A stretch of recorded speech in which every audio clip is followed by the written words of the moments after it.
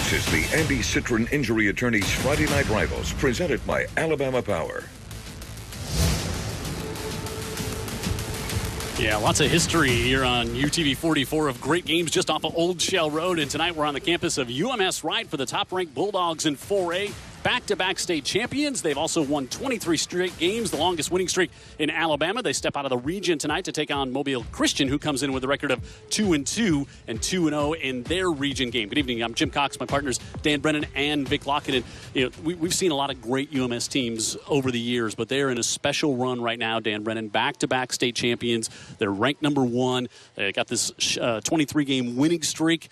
And it's what we've seen a lot out of in Terry Curtis, but defensively, that's what's fueling the streak right now. They've got a great defense. And if the question is, what have you done for me lately? UMS says, well, where do you want me to start? Right. We've done plenty for you, for the fan base here, but that defense really, really is good. And so on the opposite side of things, I think for Mobile Christian to try and generate some offense and some points, they've got to use their speed. Jason Brooks is one of those guys. He's going to probably line up. Jim, I get the impression he could line up just about anywhere. I agree. Wide receiver, running back. They want to get him the ball. He's also a return man. He's also very good on defense himself. Special athlete, a lot of speed. He's going to have to make some explosive plays, in my opinion, for UMS to challenge UMS-Wright and to give Mobile Christian a chance to get some points on the board, because it's UMS-Wright defense. If you try to nickel and dime your way down the field, good luck with that. He's got 5 interceptions on the defensive side and 2 of those for touchdowns as well. And he's taking one back, as you said, for a kick for a touchdown. So defense, you love it, Vic Lockett. You don't think it ever gets enough attention. The young man you're going to talk about, defensive lineman of the year in 4A last year, and a guy who had 24 tackles last week against Clark County. You like gaudy stats on the defensive side, absolutely, right? And he's leading the tackles as well thus far through the year. 6'3", 205, Will Breland. The best thing about him, Jim, read, reaction, and recognition of plays. He's a downhill type of linebacker. He'll see it, and he'll go attack it. And that's what's going to be important here tonight. You need that type of linebacker that does that. This is the guy that will. And he'll be assisted tonight by free safety Ervin White, number 1. Look for him to play multiple positions, but he's going to be a safety that's coming down the alley, turning things back into him. We haven't seen UMS for a while. We haven't seen a Mobile Christian game since the playoffs back in 2016. So excited to see these two teams match up here tonight on UTV 44. It's one of the most beautiful settings for a high school football game anywhere in the country, and it's right here tonight on Andy Citron Injury Attorneys Friday Night Rivals. There's Terry Curtis right down there in the yellow hat. His team hosting Mobile Christian tonight here at UMS.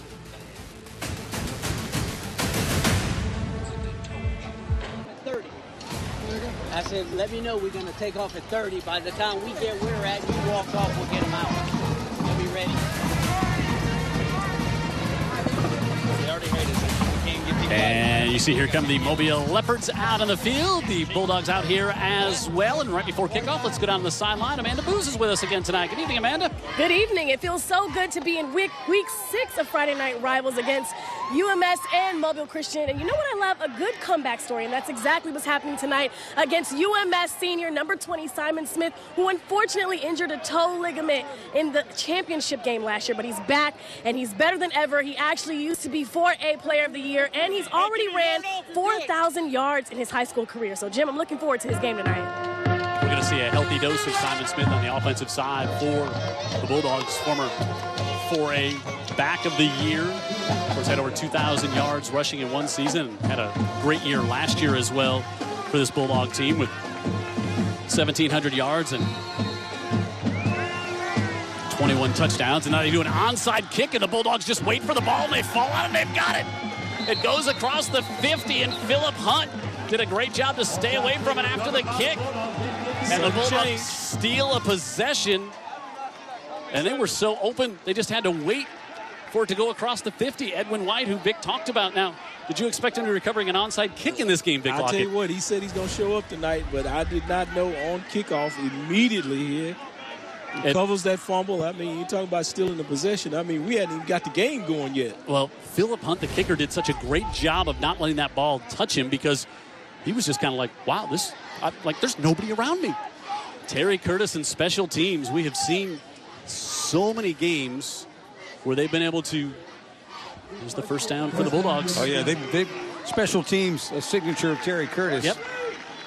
But, boy, Mobile Christian just vacated the area, assuming that was going to be a standard kickoff, and it wasn't. Didn't want to kick it to Brooks.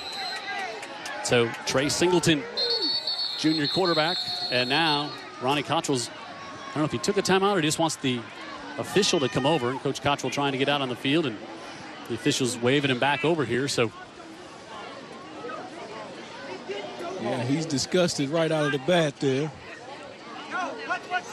But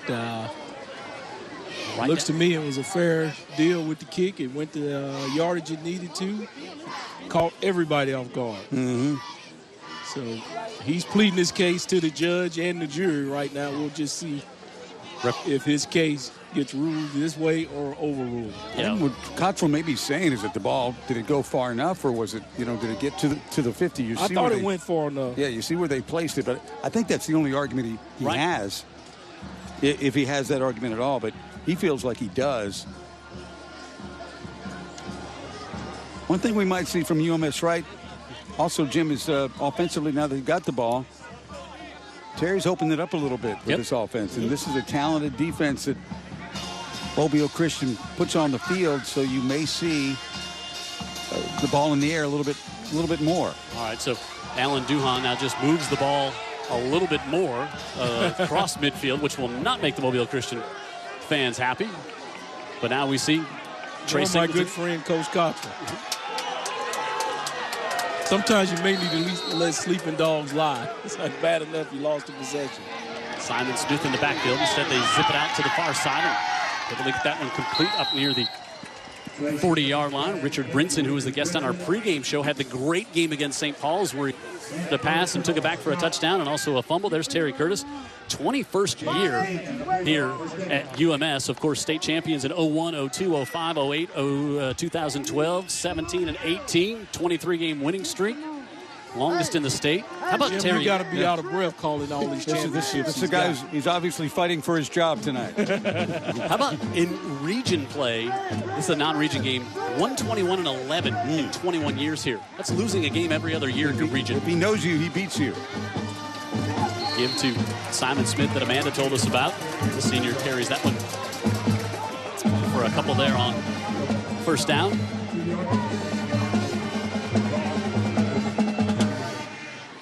Simon Smith's statistics don't match up with his stature. Yeah, 5'5", about 160. 4,000 yards 4, rushing yep.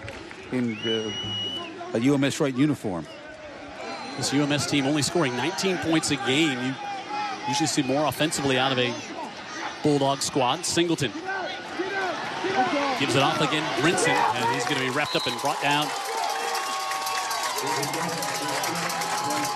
Trey Mesco. Yeah, it looked like came up from the corner to make the spot. I'll apologize in advance. It is almost impossible to read the numbers on the Mobile Christian. You're just getting old, Jim. Okay, that I'll give you. There's the offensive starters for the Bulldogs. Milling, Pappas, Bergholder, Beck, and Hill up front. Not a huge offensive line.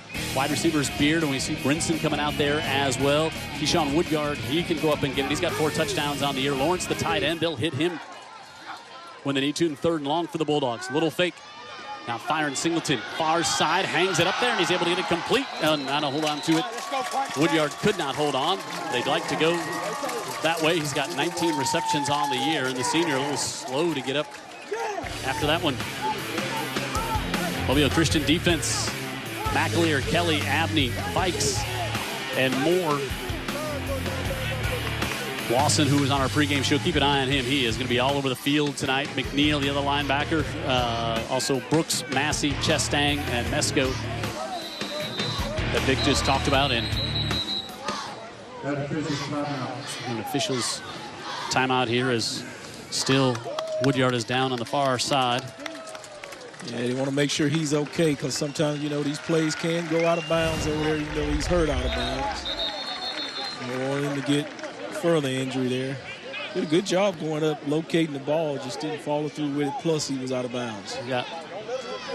The UMS keeps the offense out here on 4th and 9 from the 39. The way that defense is playing, they do this. Oh, it's like in some type of punt formation. Yeah, now they drop Singleton back to a punt formation. Now they line it up. Not a great kick, kind of went off the side of his foot, but does take a UMS bounce down inside the 10. So UMS doesn't get any points with the stolen possession on the onside kick to start the game, but they do pin Mobile Christian back deep. So we'll see the Leopards, region champs last year. They played in 3A. Coming off a 42-9 win. There's Ronnie Cottrell, 4th year here at Mobile Christian. He's also been at Kinston, Flomanton, W.S. Neal, Carroll, Bryant, Chickasaw. Was over in Florida, 2012. Coached that team to a state championship. Florida State and the University of Alabama. He's been around. Gained a couple on the left side. Nick Ellis, the senior running back, had 162 yards last week against Thomasville on just 11 carries. That was a good road trip for them, huh? Yeah, big, tough place to go win. McPhillips, Dingman, Stewart, Eubanks, and Brown out front. They'll go with 4 wide receivers a lot. Brooks plays both ways. They get it to him. Hamilton, and also Mesco and Keegley. Ellis in the backfield. Linky, the quarterback. Kaysen Linky, 6'1", 193. He also rushed for over 80 yards last week, and he'll keep it this time. And breaks 1 tackle, but nothing much there, as we've so accustomed to seeing. Bulldogs swarming defense, and no different there. John Rice, the senior linebacker, made the stop there. This Bulldog team, we said 20 points they've given up all year. 13 of those were in the first week to St. Paul. Since then, they've only given up 7 in back-to-back shutouts. They've given up 7 points in the month of September.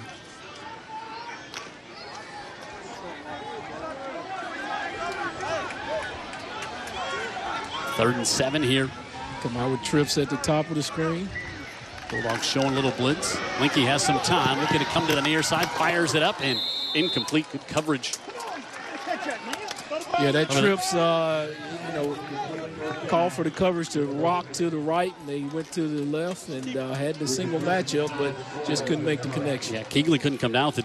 Got to be careful going up against Richard Brinson over there. He's got 2 touchdowns already on the year. Both came in that St. Paul's game. One was an interception he ran back. One was a fumble he picked up and ran back. I think Brinson's one of those UMS-Wright players that just has a knack, just a really good athlete who knows where the ball's at.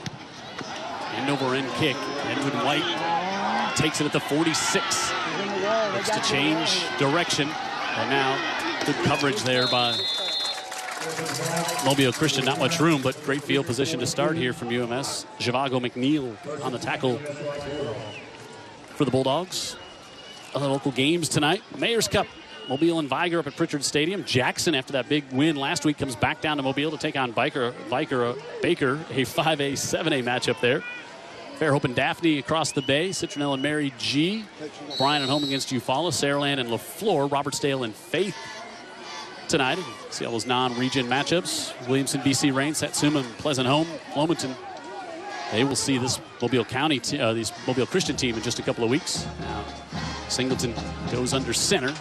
Simon on the right side will pick up a couple.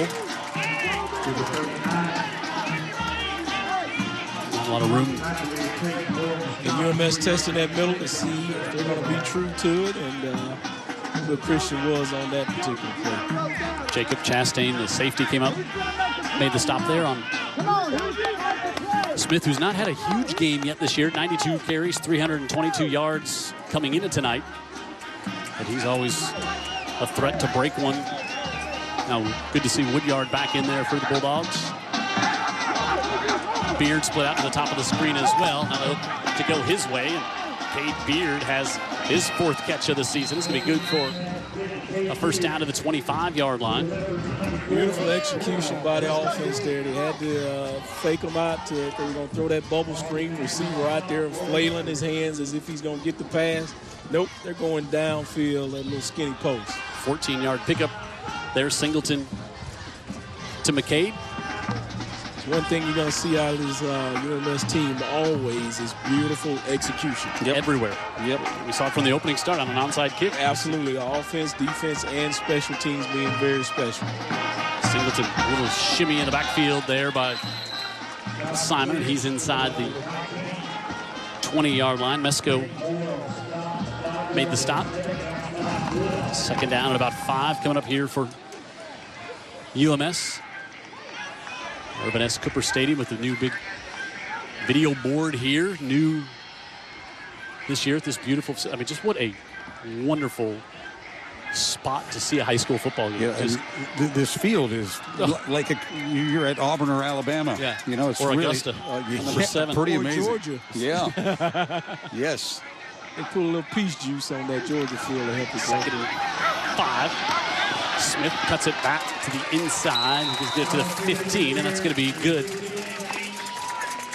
for a UMS. A little short. I guess he's going to be just short. First time we've seen Smith here, right? On TV. First time we've seen Smith on TV. First time we've seen Smith on TV. Yeah, I believe it is. Yeah, I think you're right. Yeah. Tells you how long it's been since we've done a UMS-Wright game here. Kind of an indictment on it. Coach Curtis is quick to remind us of that each year. Yes, he was. Pitch to Smith. It's hit. They didn't have to get much, but I don't think he got it. Not looking at the initial spot here. That's be 4th and short is less than a yard. They tried to go wide that time on the pitch. And where you may see, nope. Philip Hunt, the kicker, his long is 40 on the year, 2 of 3. I don't think Terry Curtis was thinking field goal at all here, but boy, this would be a big stop for Mobile Christian on 4th and very short. Just go on the sneak and do the logical thing. Singleton. And good thing, too, putting the quarterback under the center. Yep. Not snapping it back 5 yards to pick up an inch. He's a good-sized kid, too. About 215 pounds. Yep. So if you got a quarterback like that and you got, what, a half a yard to go. Just let him lay down that ball and lean across the line, right? Somebody block somebody a little bit. Just a bit. We'll take a timeout. Scoreless halfway through the first on the Andy Citron Injury Attorneys. Friday Night Rivals brought to you by Alabama Power, Mobile Christian, and the UMS-Wright Bulldogs tonight on Friday Night Rivals.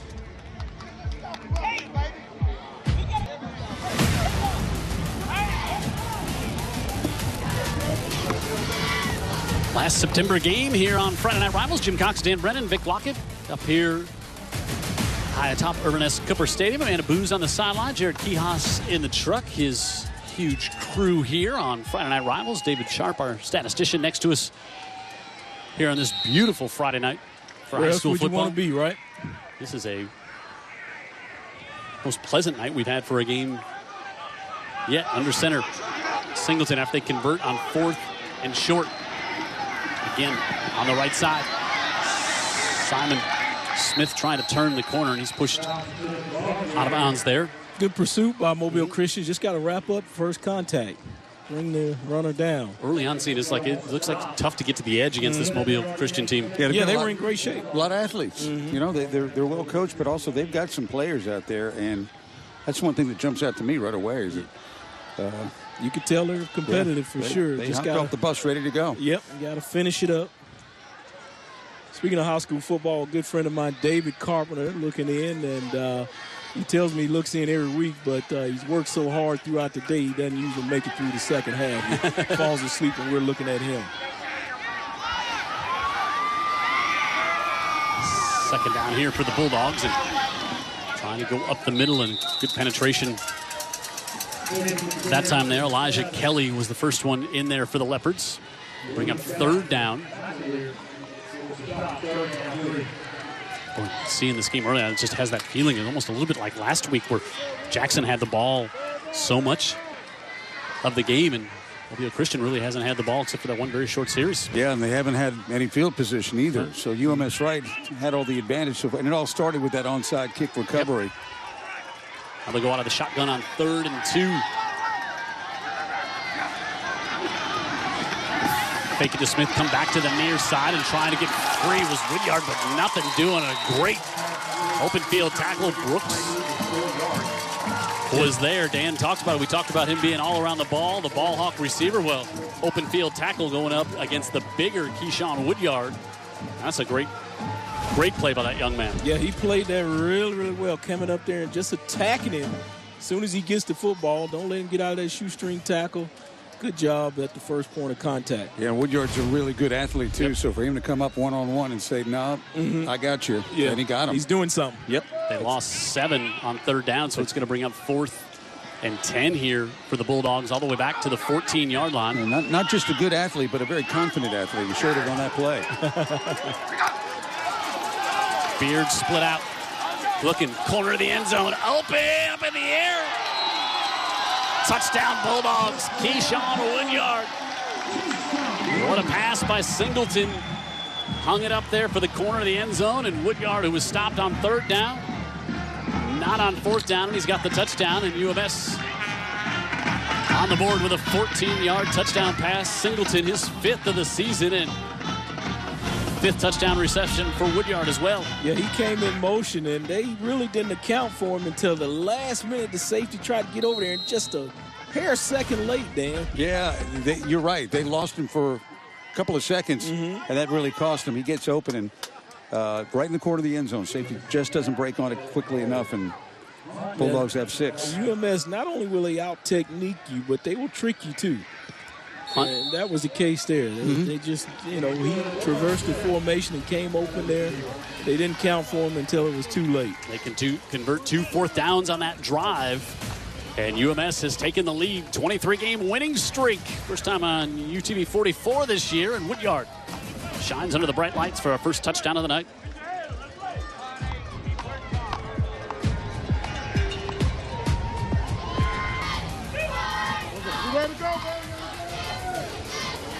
UMS-Wright, the first score here tonight with 2:20 to go in the opening quarter. They lead 7-0.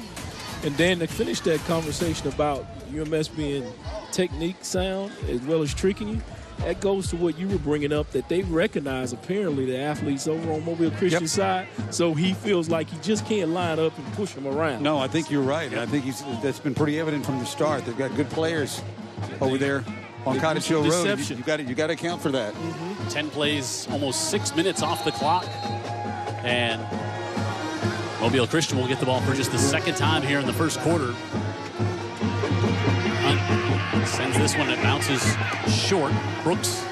Nope, it's not Brooks. That's Ellis. I believe it was Ellis.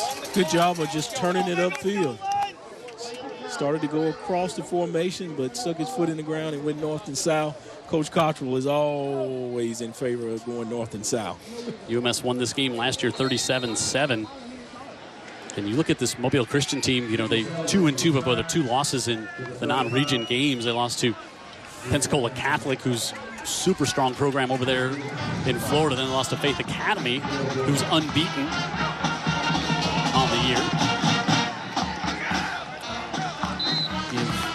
Up the middle for just a couple on first down. Well, Ronnie Cottrell didn't make it easy on himself here in the first half of the season. He thinks it's all going to, mean something in playoff time in 3A. And in the region even. Just help him in the region. Just in the region to get yourself in a position to get some home games in the playoffs. If you want to reach out to us, our friends at Craneworks sprung for us to get an email address. Hey guys at utv44.com. Send us an email. We'll answer your question. And guys includes Amanda down on the sideline. Quickly out of the backfield, and UMS defense closes over there. Richard Brinson, who was our guest on the pregame show, just a delightful young man, and also just one of those senior leaders on this team that really Terry Curtis was talking about it in the pregame to us. He said, we got a bunch of kids who love UMS. Yep. They've been here. They spent their whole life here. They've had family members go, friends. They know what it means to be successful here at UMS. It means something for them to be on this football field. These are the kids we talked about years ago that, when we're at the press box on that side, they're playing ball behind us as little kids. And eventually it's their turn to wear the jerseys on the field, and they can't wait. 3rd and 7. Linky looking to pull it down. He's drugged down as he falls just across the 40-yard line. Cameron Snipes, the junior. Linky has got good speed once he gets out of the pocket. He's a big kid, but Snipes gets him down around the ankle. And it's going to be another 3 and out here for the Leopards. Yeah, that was a heck of a play by Snipes, because had he not make that play, I think he had enough opening to pick up the first down. Yeah, this is a pesky UMS-Wright defense, and we've seen it all the time. You know, it's been years since we've been here, but different years, same story. Yeah, right. It's kind of interchangeable, isn't it? Like you were talking about those kids, you know, if you look around, both sides behind the stands, they've got games going on. The kids that'll be out here years to come. Right. So Coach Cottrell will wait to punt this one at the start of the second quarter. It's 4th and 5. He's on his own 40. Maybe he'll think about it during the break here, and maybe he decides he wants to go for it to start quarter number 2. Andy Sitzer and Injury Attorneys Friday Night Rivals. We're here at Ervin S. Cooper Stadium at UMS, and the home team, the Bulldogs, lead the Leopards 7-0. 4th down coming up.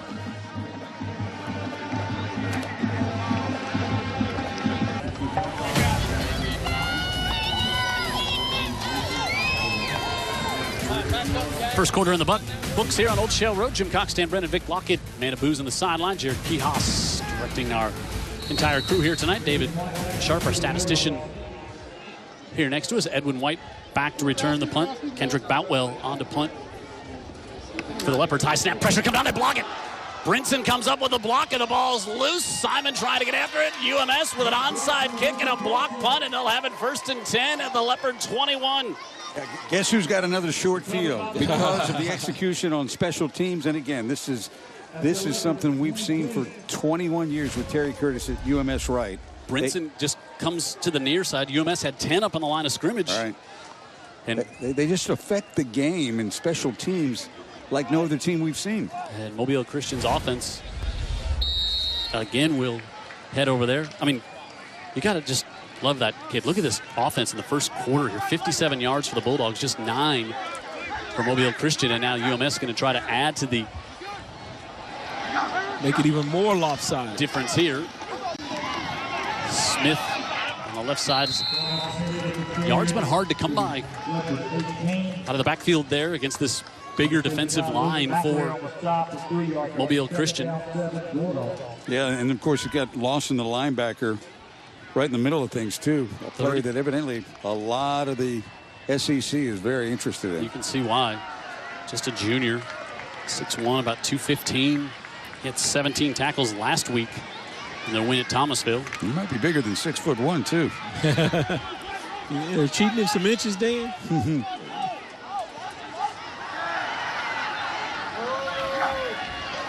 Singleton looking the far side. That one knocked down. Nice job getting the ball up there and disrupting that pass. Luke McAleer was there, but I think it was going to be Jonathan Abney who got to him. Maybe Zhivago McNeil, the linebacker. I think it was McNeil. Yeah, Singleton was looking that quick slant.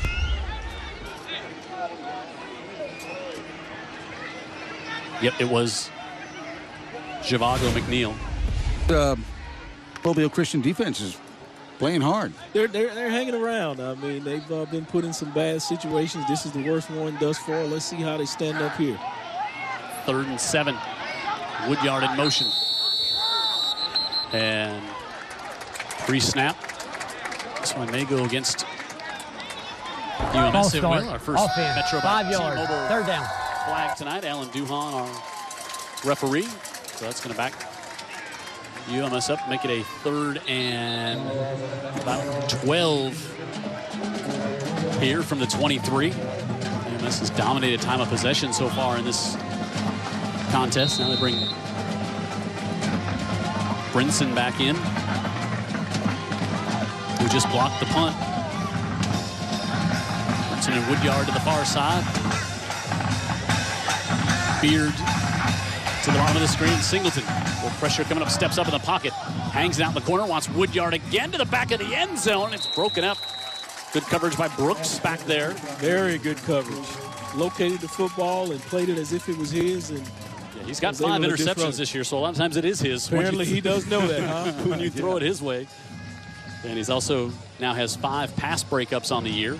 He doesn't see the need to wait till he's on offense to catch the ball. Terry Curtis going to go for it here from the 24. 4-yard line on 4th and 12. Well, way the defense has been playing, giving up only 9 yards. Why not, Dano? Yeah, you know, you're kind of in no man's land here. You can't probably punt it any, deeper. You're probably going to land it in the end zone. Singleton looks over the middle, fires it off. Woodyard's got it. Still on his feet, makes a move, turns a corner inside the 10, cuts back. Is he going to get the first down? Went down awkwardly. There's a flag at the end of the play. And Woodyard is up okay. Ooh, that just looks like they will have enough for the first, depending on that flag. But, boy, the way he went down and twisted just kind of made you. Yeah, he got hit from behind on the back of the leg, and lots of times that's just no good. But this looks like it's going to be against UMS on our Metro. Must have been a block downfield after the play unfolded. Let's watch here.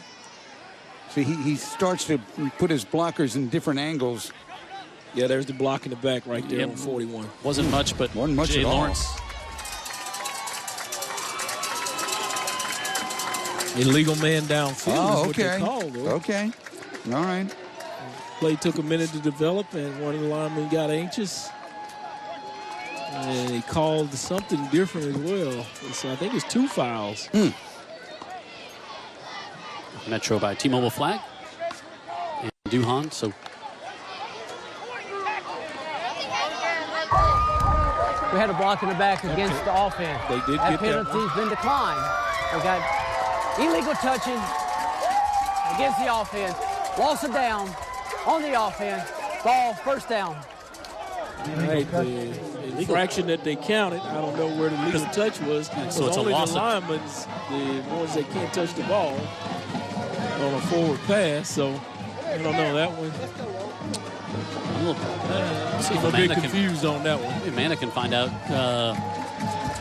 what that was. Yeah, I'm a little confused on that as well. So the loss of down on 4th down. Any wisdom to that, Dano? Near side. Quickly out to the 33-yard line. And guess who? It's Jason Brooks. He had 3 touchdown catches last week for this Leopard team. Rice came over and made the stop. They pick up 5 on first down. Brooks just a junior.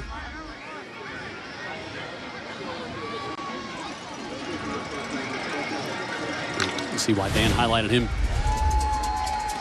at the top of the show. Offense, defense, special teams. He gives us little choice. 2nd and 5. Give it to him this time, trying to cut around, but nowhere to go as Eric Wesley, the senior, turns him around and makes the stop. How about that? Yep. I mean, that's just the way they're going to play football. They're going to play it on your side of the ball if they can and get a tackle for loss. This UMS defense we're talking about, they're going to just be in position. When you try to go wide, when you try to go up the middle, and when you try to go downfield. So it's going to be tough sledding. You're just going to have to out-athletic them. And also maybe a little trickery. This team's given up 78 points in their last 18 games. That's historic. Yeah. 168-pound defensive end there, right? Jay Koziel, the defensive coordinator here at UMS, longtime friend of ours. Yes. Pressure coming. Winky going to be dropped all the way back at the 20. Will Breland with his 2nd sack of the season. Well, that's what he does. He reads and recognizes and plays downhill. Now, on that particular play there, he was in on a blitz that they called, but he does a great job of this. And, he stays with the back. Unblocked. Doesn't leave his feet, too early and runs through the tackle. He comes unblocked on that one. And 65 tackles, leading tackler on this UMS team. Had a big week last week against Clark County, 24 tackles. And he's just got a knack of navigating inside of traffic, and that's what I saw on the tape. Yeah, they had another player coming, too, that occupied the center, and then Breland was... He's free. Free, right. None of that by accident. Edwin White, and now... Did they get a piece of that? No, but just he was distracted, and White stays in bounds, and UMS will have great field position at the 40 of the Leopards, but you can see the punter, Kedrick Boutwell, a little nervous because of what happened last time he punted. More games going on tonight. Leroy and Thomasville, Bayside, and Cottage Hill tonight. Excel taking on J.U. Blackshear, Chickasaw at St. Michael, Milbury and Southern Choctaw, Sweetwater and Choctaw County, Hale County home against R.C. Hatch. Our other games brought to you by Barrow Fine Furniture, Fruitdale in Washington County tonight. Ale Johnson at home, as is McKenzie, McIntosh, Monroe, Escambia County, and tomorrow Inlet Grove, Florida, taking on McGill Tulin. Another non-region matchup here in week 6 of the high school football season. The 40, Simon Smith, big cutback in his best gain of the night as he picks up 10. Maybe going to give him, actually give him about 9 there on first down. This kid's got a lot of free lunches and dinners over the last 3 or 4 years, you know, from all the awards he's gotten, the weekly awards from the different service clubs. And right. The First and 10 Club, part of the Mobile, Alabama Bowl. Yeah, I'm glad you clarified because I was a little concerned there about taking care of the athlete. Yeah, on the rubber chicken circuit, he's done well. Yeah. Ah, got you. Yes. Okay. Very within the boundary. Yes. Much within the boundary. Chastain made the stop there for the Leopards. Come on, make something happen. They go back to him on the right side, and Smith has got the first down. Ball came out and recovered by Mobile Christian. Came out right at the end of the play. I tell you what, the crowd recognized it like a defense. You're supposed to yell ball when the ball's in the air, and the entire crowd over here for Mobile Christian was screaming ball. And I don't think the players on the field recognized it until they heard the crowd. Tate Moore, the junior, recovers it, and it just was a good job there ripping it out. I think Vic's got a point. Jonathan Abney, And it might have been the crowd that alerted the defense. Alerted Moore to look for the ball, and he found it. Yeah, back when we were playing, you know, when the ball's in the air or even on the ground, everybody's yelling ball. So Mobile Christian forces the turnover to get their offense back out here. Brooks goes in motion. Now they're going to drop it back again as they try to come to the near side of the field. Looking to turn the corner, get a block, and upended at the 34-yard line. And Tyler Keegley is the one who took the double handoff here and did a good job setting up his blockers up the near sideline, Vic. Yeah, but you look at it, UMS was in great shape, as they're always going to be, very disciplined. But that time, that athleticism of Mobile Christian took over. People were blocking and getting some folks on the ground, and they were able to get something out of it. Look at that big, tall guy right there on screen there. With the yellow shirt on? Yeah. Willis Wilcox? Willis Wilcox. I saw him ahead of the game. And classmate of yours out at Shaw. Yep. You always talk about your good friend. I said, yeah, I can still see clean over your head. Now on the keeper, Linky, and the Leopards got a little something going here on offense. Ran right at Breland, who makes the tackle, but not until they get positive yards. Up to the 41. Got a timeout for refs. Officials. Timeout here? Not. Is it heat timeout? It's a little early for that.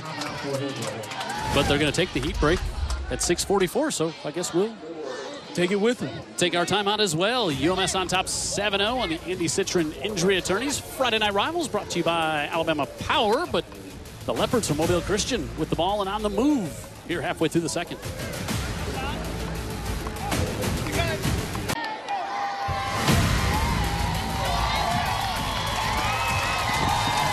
The crowd cheering for Amanda Booz down on the sideline. Here, part of our Friday Night Rivals crew, doing a great job. She fits right in. She looks like she's still in high school. No kidding. Link fires on that one incomplete as Seth Davis got a hand on it. It was just a little bit behind the intended receiver. And you can see that Linky, he's got an arm back there. A hitch and go, yeah. But the receiver kind of geared it down, probably because that safety was waiting on him. Well, on the outside, they had Brooks. He never looked that way. And they've got one first down. We just saw them get their first down. That was their first down of the game. I just think at some point, you're going to have to take Brooks. You're going to have to maybe max protect the quarterback, make sure he doesn't get hit, and take a shot or two down the field. Make him respect you, huh? Yeah, get something. 2nd and 10. Ellis nowhere there as Breland is in there to break it up. And it's what you talked about in the pregame show, Dan. It's just this is not a defense that methodically teams can just go march the ball down the field. And when you have speed on the outside and playmakers like Mobile Christian does, you got to set them up for that big play. Yeah, I really think that's going to be the key to them offensively. Again, one first down, and we're, getting close to halftime. That tells you a lot of what they've been able to do so far. 3rd and 9. And it's going to be 3rd and 4 now. McKinnon came through as Linky went on the hard count. Rare mistake by this UMS defense. Metro by T-Mobile. They don't usually give you cheapies, huh, Dano? No. The UMS-Wright mistakes jump out at you because they're so infrequent. Sure. Hey, I want to let you know you can switch to Metro by T-Mobile now and take advantage of the best deal in wireless only at Metro. See store for details, terms, and conditions. Term and condition here is 3rd and 4. Conditions of the weather, perfect. Beautiful. Just about. Nice. Could be a little temperature, yeah. A little warmer. Could be a little warmer for me. A little cooler. Linky, pressure coming. Looking down the corner, fires it up and broken up. Good coverage back there by Harris Pugh to knock that one away as he was stride for stride. Yeah, I thought the receiver was going to snatch that one out of the air, but great play by that cornerback back there just to get his hands up at the last minute. Reading the receiver eyes, I'll say. Yeah, Jacoby Chastain came over from the defensive side to play a little wide receiver here, and UMS comes up with a stop. And there was the shot, right? Yep. And yeah, it didn't work that time, but it was close. Boutwell with a better punt. White will take it at the 25. White try to stiff arm, but good coverage by Zhivago to come down there and make the stop. And now a flag at the end of the play, right at the 20-yard line. Yeah, it sounds like a delayed flag. Might have been something type of said, maybe? Yeah, unsportsmanlike now. Metro. I really hope that's not on who I think it is. So Vic Lockett now picking and choosing who he wants to see be penalized during the games, well, which is not usually what we do. I got to say I'm a bit biased towards my neighbor there, Edwin White. Great kid, good kid in the neighborhood. So, well, they won't call him out by number. Personal foul, dead ball against UMS. I may have to ask him to come help me with the hedges now. A little bit of extra punishment on that. Yeah. Well, you don't have to call him out, Jim, but there's only one UMS-Wright player Personal back there. foul against Red. After this is to the goal. First down. Boy, Terry Curtis. I'm certain he'll have a conversation prior to won't me. be happy with that. So, but if you're Mobile Christian Leopards, now you get a chance to. You just got to take away the last time, and now you come up a hold here. Now you can get some field position because, again, you've not had great field position at all here tonight in the first half. Let's see at the end of this play here. Just a little push. A little forearm shiver. That's not the way we want to defeat our opponents. Probably a push after a comment would be my guess. Yeah, but sticks and stones. The second guy. They always get the second guy, right? Sure. You know that, Dan. Yeah, absolutely. Yeah, I know that. You can say everything you want, but I can get you between the whistles. Smith on the pitch. Nice job by that Mobile Christian defense shutting it down. They're in good position, good technique, not giving up the outside, turning it inside to the compadres and make the play. Good players. Yeah. That was Lawson there. That Lawson, man, we had him on in the pregame. There is nothing. Did he strike fear in you, Dano? Well, he struck awe in me. Very likable young man. Really, really likable and just a specimen. And Jim was laughing about the roster showed his freshman years like 5'11", 152. It's like, that's not him anymore. Yeah, he walked in and we were like, okay, they've not updated that. Quickly off to the far side, they go to Woodyard. Woodyard looking to get a block, and he'll get to about the 23 before he's pushed out of bounds there as Brooks. It'll be fun to watch Brooks and Woodyard some more tonight. They've already had some battles. Two really good players. Yep. Cheers. Lawson going over there and giving some chase, but Zhivago McNeil and Brooks able to finish him off. Now Woodyard, he's got some good size, well over 6 foot, close to 190. Good athlete, really good-looking player. And you see Brooks chases him all the way over to the near side here on 3rd and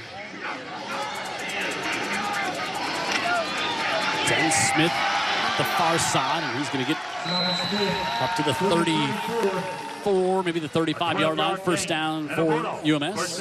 Yeah, before you say, oh, get that kid off the field. No, he's run for 4,000 yards. He belongs out there, and he shows it right there. Picks up 15. One thing really impressed by his vision so far here tonight as he takes a big look there at the end of the play, but not before he gets the first. Yeah, his vision is good, Jim. He's making those cuts on the move, not gearing down at all. Yeah. You're following his eyes, and his feet are following his eyes closely, I must say. Good blocking scheme up front on that play, too, Vic. Singleton, go play fake. Now has time. Looking to go for Brinson down the middle of the field, and it's going to be pass interference. Safety came over there. Yeah, he got nervous toward the end. And now I think that's going to be, is that going to be an unsportsmanlike on Brinson for doing the 15-yard, the first down? Michael Ervin. Yeah, a swatch here. Yeah, he was in good position. If he just turn around and locate the ball, he could have batted it down, but he got a bit nervous and got a bit grabby there, so not a good thing there for that DB. When he was put himself in good shape. So there's pass interference against Chastang and then a dead ball foul against UMS and another Metro by T-Mobile flags, plural. These are unsportsmanlike, are certainly uncharacteristic of a Terry Curtis coach team. I'm with you. And he's not enjoying it at all. And it feels like a game has been dominated by UMS, but it's 7-0. And if you're UMS, you're saying, hey, you're letting a team hang around. If you're Mobile Christian, you're like, okay, came on the road, tough place to win. We've weathered the early storm. We're just down by a score. Yeah, they're down by a score, and they've got some talent. Pass interference against the defense. 15-yard penalty. After the play, dead ball, unsportsmanlike against Red. So they'll ceremoniously take it forward and take it back 15. 15 forward and 15 back. Net, 0 yards gain, loss and down. First and 10. First and 10, UMS. Was it first and 10? Okay, they did retain the first down. They could have spared us the exercise of picking up the ball. Yes. Taking it to midfield, Yes. bringing it. But anyway, Yes. I guess that's what you do one way or the other. Well, I guess that keeps the crowd engaged. Come on, come on. Simon Smith pick up 6 here on first downs. He gets just out across the 40 before Lawson brings him down. Little power set there, Vic. They were able to spring their running back by just getting helmet on helmet up front. Yeah. Make some room for that back. Alan Brown will come in at nose here for Mobile Christian, 6'1", 286. Impressed with Mobile Christian. Absolutely. Come on, come on. Smith tried to cut it back, and that was shut down on the edge. Again. Jim's going to need his glasses to recognize these numbers. I guess it was a shot that Terry was taking during the pregame show and said, what do you see when you see Mobile Christian? He said, I don't know how they've lost. Yeah. And he said that, and he meant it really as a compliment to how good this team can be. It's starting to appear that way tonight, huh? Yes. 3rd and 2. Pitch. Smith on the left side, and he's got a first down, and watch out on his feet. And all the way inside the 35, down to the 33-yard line. Pickup of 24 on 3rd and 2. Yeah, Mobile Christian didn't stay sound to the pitch right there. That backer there just didn't go under that block where he had an opportunity to shoot that gap and make that play.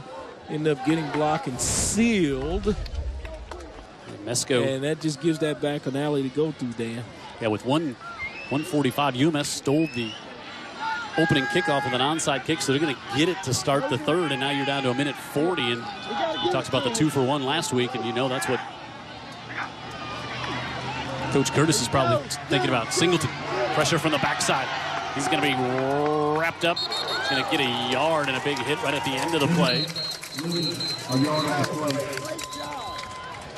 Good coverage downfield by the Leopards. That's what I saw, Vic. They had him blanketed downfield, and things got a little uncomfortable for Singleton back there, but he really had nowhere to go with it. Yeah, and that's a good thing. He didn't just put it in a precarious position. Still giving him an opportunity to play instead of making a turnover. A good job by Abney again, the sophomore defensive end for this Leopard team. And it'll be 2nd and 12 coming up. So we talked all about the last, the big unbeaten streak by UMS-Wright. It's the longest one in the state. 23 games. Of course, they've won back-to-back state titles. Who's the last team to knock them off? You got to go back. We'll tell you in the fourth quarter. Coach Curtis will be like, great. Bring up the winning streak, but then you bring up the one that started it all. Yeah. Kind of jinx him here tonight. He's not worried about any jinx. He's worried about execution from his players. He is. And a little bit about that team in white. Mm-hmm.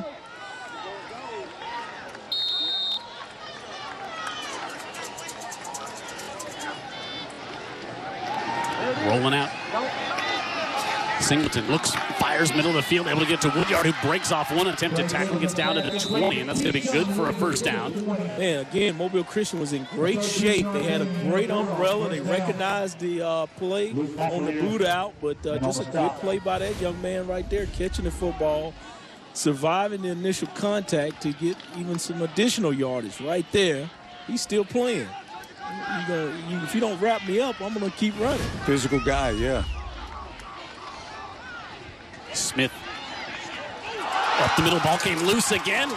Second fumble tonight for Smith, and Mobile Christian has got their second forced turnover here in the first half. There's the defense showing up, Dano. No doubt. Twice with UMS in their territory, and twice with the highly decorated running back, Smith. Latrell Lett ends at the one recovering it. Somebody yanked it out as Smith just got through the hole, and what a big takeaway by Mobile Christian.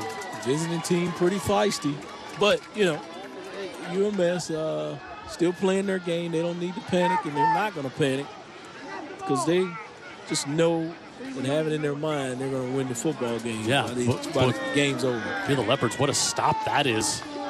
UMS was down, as we said, to the 20 and going to get the ball back to start the second half. And Coach Cox was saying, hey, I just want to survive this half in this I've seen this hostile defense environment, and we'll go in halftime, make some adjustments, and come back out, finish this game. They'll have to snap it one more time.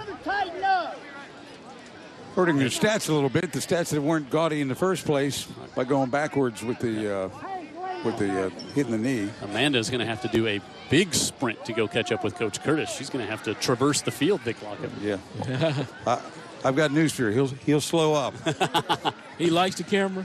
And a knee taken there by Linke. He likes the interviews. Okay. And the interviewers. What's not like about Amanda? She does a great job. And UMS with a 7-0 lead, but Mobile Christian, they've got to feel fortunate. I think go in, regroup at halftime, say, okay, well, we're just down 7 here. We've got a couple of turnovers forced there, and see if they can make some adjustments to get that offense moving. But it's only a one-score game, and Amanda has. Well, are we going to have enough cord to reach it? Amanda has just gone 74 yards. And she scores. To catch up with Coach Curtis. Vania, our camera guy there as well. And let's go down to Amanda. All right, Coach, you are up 7 points. How are you feeling about this first half of the game so far? You don't ask me that. Okay. So far, I just want to get your energy. How you feeling right now? It was a very selfish, undisciplined team, and that's me. So we're going in here and we're going to talk about it a little bit, and hopefully we'll get a little bit better the second half. We ought to be up 28-0 right now. We're sitting here in a dogfight, so it's I don't know. It's hard to explain. So what are you planning on fixing when you're going back there for the next half? I'm going to fix their attitude. That's what we got to fix, is their attitude. We got a bunch of selfish football players, what we got right now. All right. Thank you so much, Coach. Coach Curtis speaking the truth. Can it be any plainer than that? No. I think they're going behind the woodshed. And it was those penalties that we talked about that were uncharacteristic from UMS-Wright. Not only are they uncharacteristic, they're not tolerated by Coach Curtis. I think we were surprised to see them, and they see the result of how Terry was not happy with any of that. Halftime here on Old Shell Road on Andy Citron Injury Attorney's Friday Night Rivals. We've only had one score, and it was Woodyard getting that one from Singleton. UMS on top 7-0 here on Friday Night Rivals.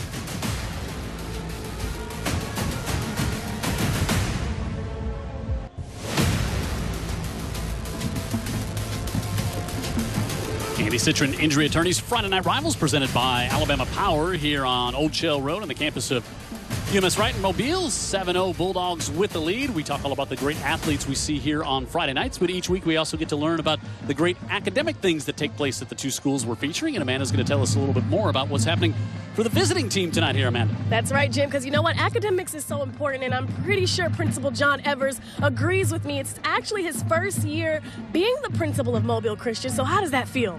It feels great. I spent about 29 years in the public schools and retired.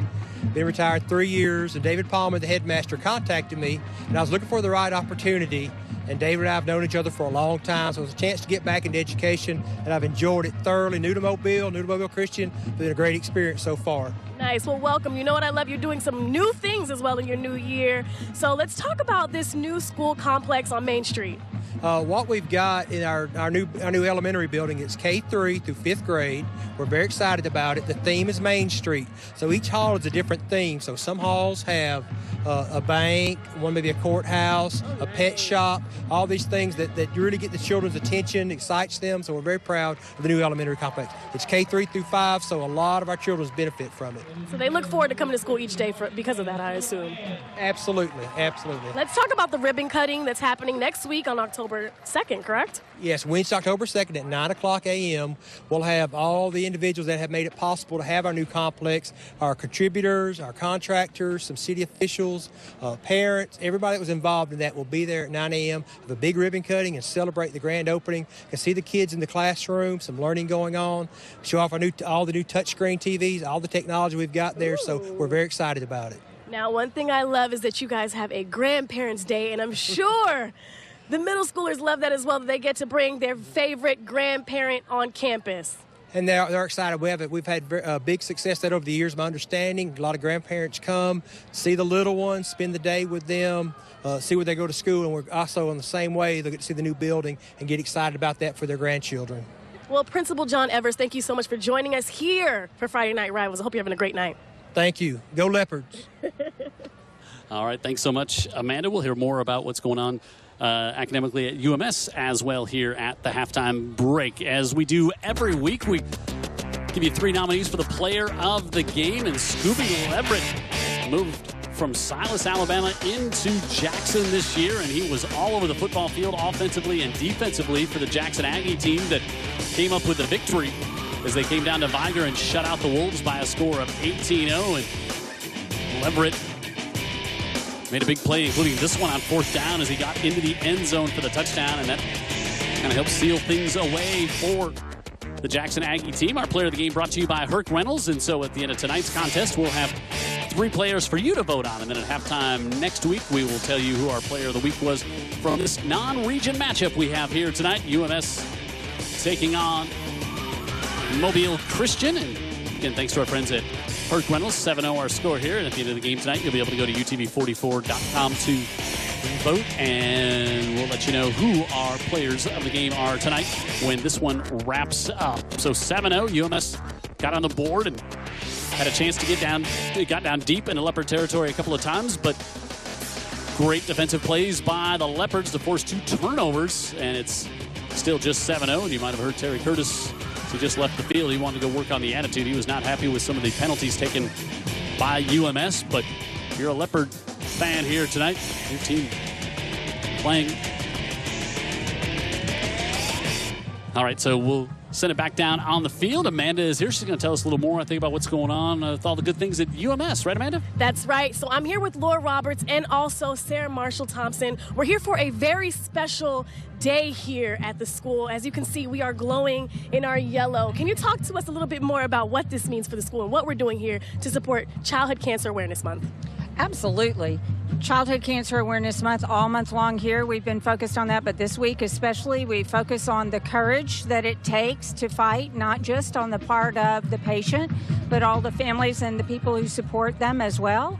And we also focus on the light and brightness that patients bring to all of us, and especially when we're able to give money to St. Jude Children's Research Hospital that enables us to have survivors like Sarah Marshall Thompson. Yes, and I appreciate you all for sharing this yellow bracelet with me. I really love that. So, Sarah, talk to me about what it means to be here at the school and see them represent and honor your daughter. It's actually me. I'm the patient. Honor you. Yes, Forgive me. I'm so sorry. Honor you. No, that's fine. I'm an alumni of UMS-Wright and an alumni of St. Jude Children's Research Hospital as well. So it means everything to me that they work so hard to honor St. Jude. And it's a great cause. St. Jude, a family never receives a bill from St. Jude. So it's donations like these and fundraisers that they really depend on to keep their operation going. It's over $2 million a day to operate St. Jude. So every little bit counts, and it takes a lot. But we do it for the kids fighting the biggest battle of their lives. And hopefully there will be a lot more survivors like me that come out of it. So yes, for sure. And of course, we're honoring, what you've done to, survive this. And we're doing this on campus. I love just seeing everybody dressed in their yellow today. Yeah. Do you want to talk a little bit more about things that you all do here on campus in support of that as well? Sure. And I would also like to just add to what Sarah Marshall was saying. The other thing about St. Jude is that they're a research hospital. So all the money that goes to them is what increases survival, and they share it around the world.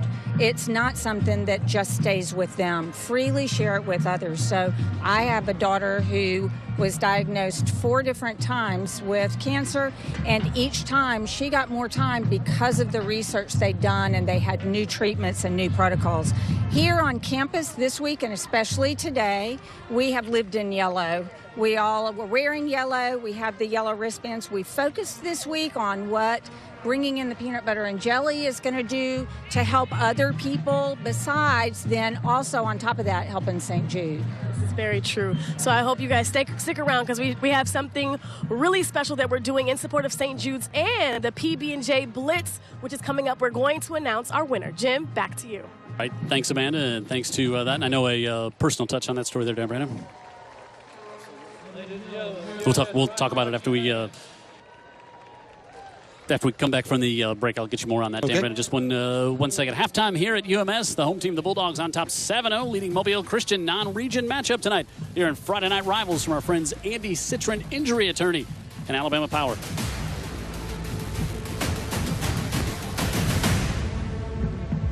Cancer awareness and thank you to all of you donating. See our score here at the half. UMS on top by a score of 7-0 over the Mobile Leopards. And every week we tell you about our great friends at Synovus Bank and helping to feed the Gulf Coast with our PB&J Blitz. And Amanda, I'm hearing a big number posted this week. Do we have another big number posted? Yes, we do, Jim. We have a huge number, and this is one of my favorite parts of our halftime show. So I'm here with Meredy Jones, who is one of the school counselors, and Anna Klein-Lee, who is the Yellow Club leader. You're the leader of the Yellow Club. And, of course, my good friend Jackie Goodwin with Synovus Bank. So we are proud to announce, Feeding the Gulf Coast, Synovus Bank, and UTV 44 is proud to announce that you guys won this week. You raised the most in the entire 6 weeks that we've been here. Pounds of PB&J, 2,000, over 2,000, 2,100 to be exact, 2,102. And we are proud to announce that you guys are going to accept this check and also the plaque that Jackie has. How does it feel as the leader that led the school? Awesome. It's been really cool. The whole week has been so much fun and very yellow, and it's great. And in the spirit of Yellow Week, we're going to donate our check to St. Jude, which is all even better. So. Well, that's exciting. Now, you are one of the sponsoring counselors. I know all the counselors kind of get together to have this possible. What was, the thought when you guys were like, wow, we really did this? We raised the most, and we're feeding over 1,600 people along the Gulf Coast. Well, it just shows that everybody knows, like, what you all were doing was for such a good cause, and that we wanted to support that. And St. Jude, it was the whole spirit of the whole week. It was, let's give, and we're doing it for somebody else beyond ourselves, and not just to get a check for the school. It was to go beyond and to give it to St. Jude and to help those who need it, because they do so much for everybody. This is so true. So I love that you guys are bringing your yellow in support of childhood cancer awareness. You're donating your checks to St. Jude, which is amazing. And just everyone at home that has, helped us throughout this week, we have able to collect over 5,200 people will be able to eat off of the pounds that we've collected, over 6,500 pounds of PB&J. So thank you all so much for your contribution. Jackie, super proud, right, Jackie? Oh, absolutely. I mean, that's very impressive for the UMS-Wright community. They've had a fantastic week, and that's very exciting for being the Gulf Coast as well. But thank you all so much. Thank you so much. We really appreciate it. Jim, back to you. Jackie didn't even have to do any math this week. He's like, that's over a ton of peanut butter and jelly brought in this week by UMS, and donating the money to St. Jude's. Good on them for they got quite a connection with St. Jude here at UMS-Wright. All right, we'll take a timeout, come back, get you ready for the second half kickoff. Friday Night Rivals brought to you by Andy Citron Injury Attorneys and Alabama Power 7-0, the home team on top here on this Friday night, Mobile, Alabama.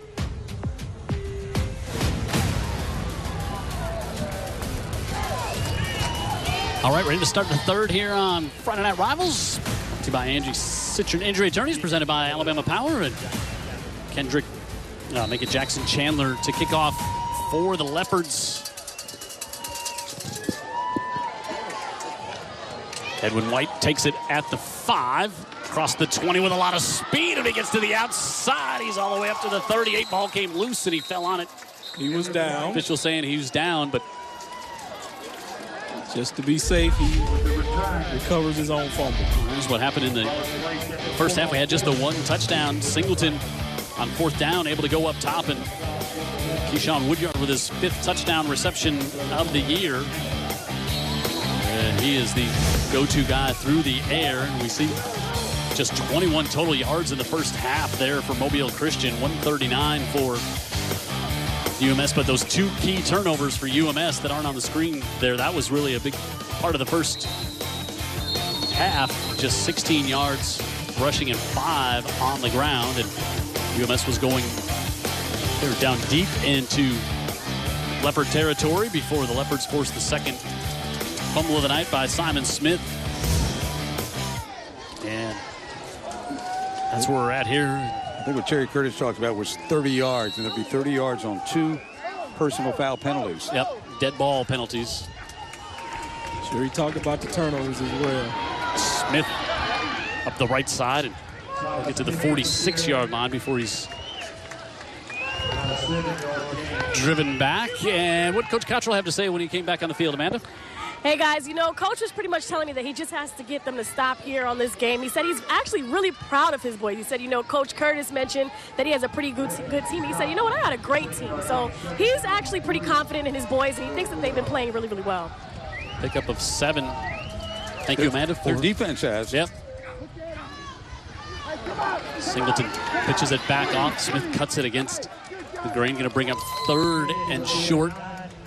Elijah Kelly in there to make the stop for the Leopards. Yeah, nice job catching it from back. Go ahead, Dan. I'm sorry about that, Vic.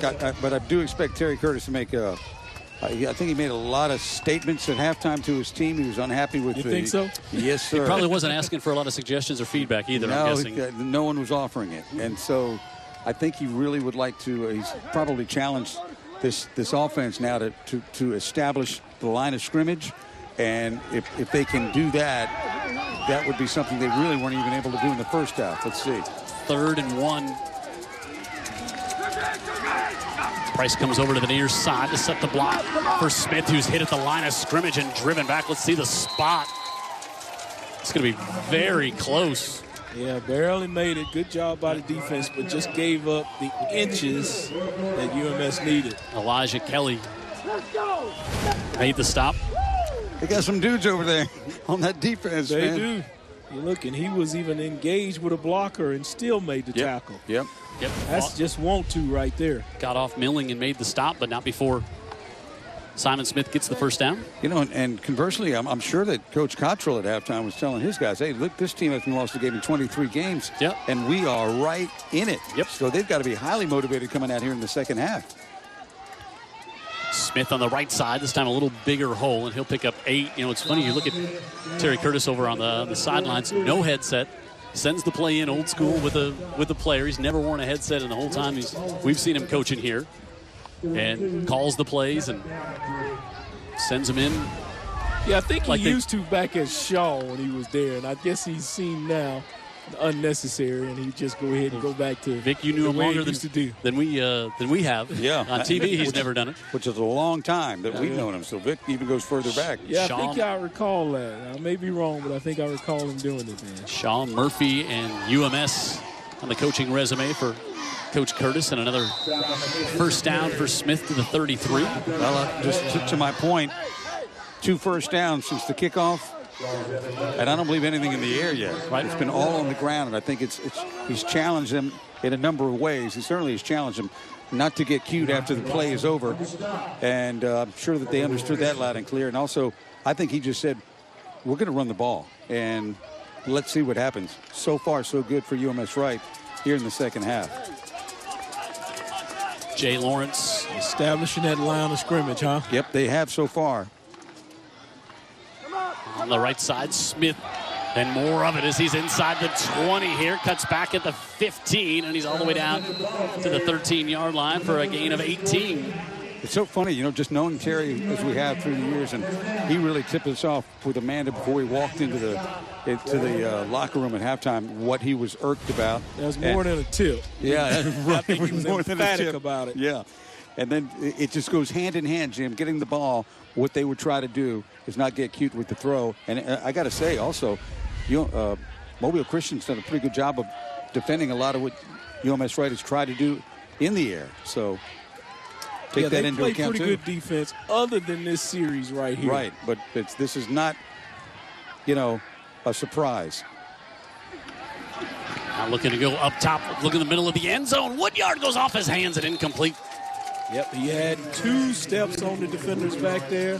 Just had to look that one on in and couldn't do it. Good placement by the quarterback as well. First time on the air here on this drive. And that's just strategic. I mean, you got them expecting to run. You've shoved it down their throat.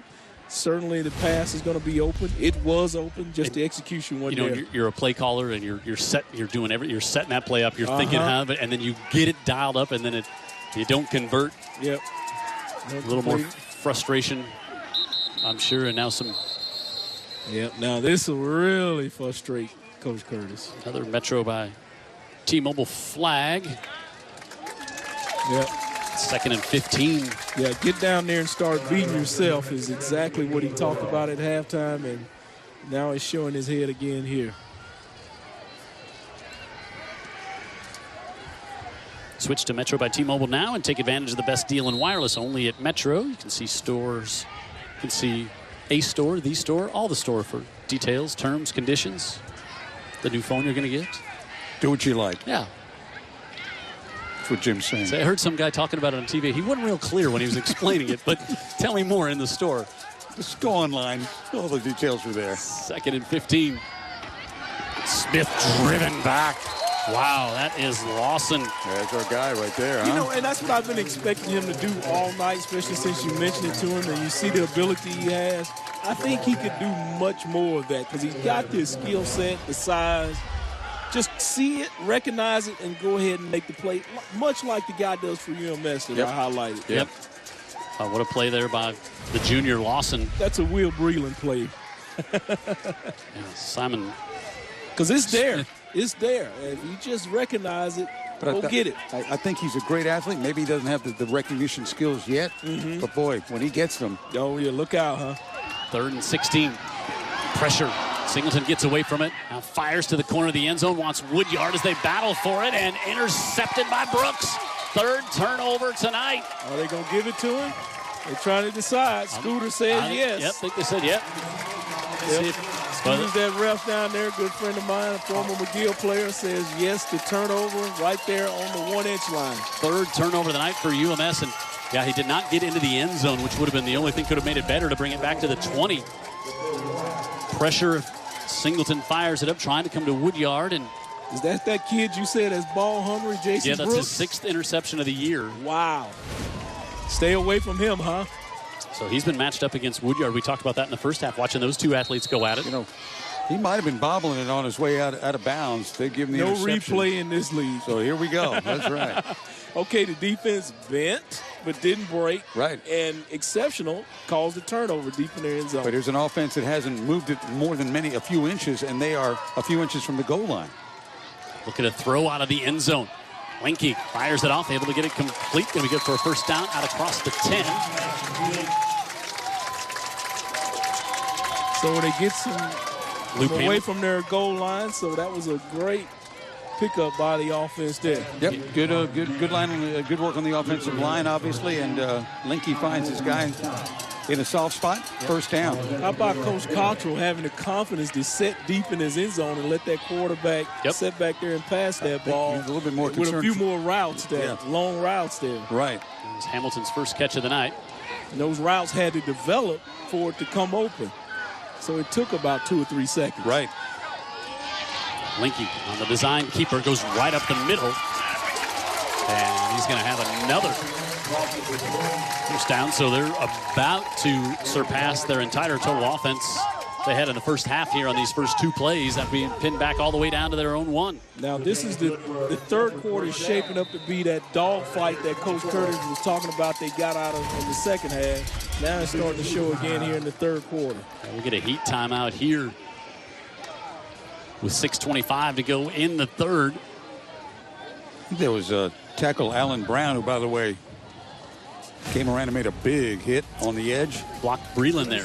Take a timeout. 7-0 UMS on top, but the Leopards got it back, and they're on the move out of their own end here halfway through quarter number 3.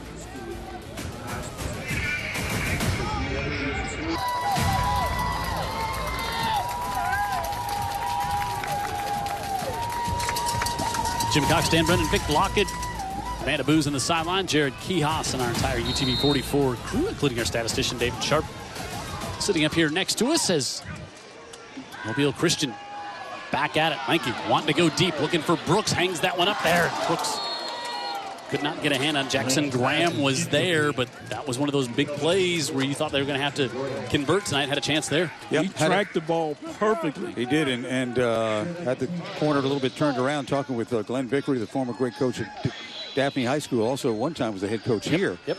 He happens to be in the stands tonight, and I got a chance to talk to him at halftime, and we saw the same thing. They just try to look the safety off so there's no safety help, and keep giving it a shot, going long to Brooks.